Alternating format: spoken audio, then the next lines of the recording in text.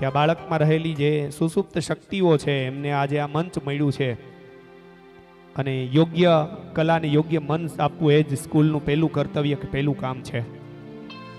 Yes, ready? Hello, ready? વાહ ભાઈ વાહ, વગાડો એકવાર જોરદાર તાળીઓ વગાડો આ બાળકો માટે. વાહ ભાઈ વાહ, પ્લીઝ મ્યુઝિક.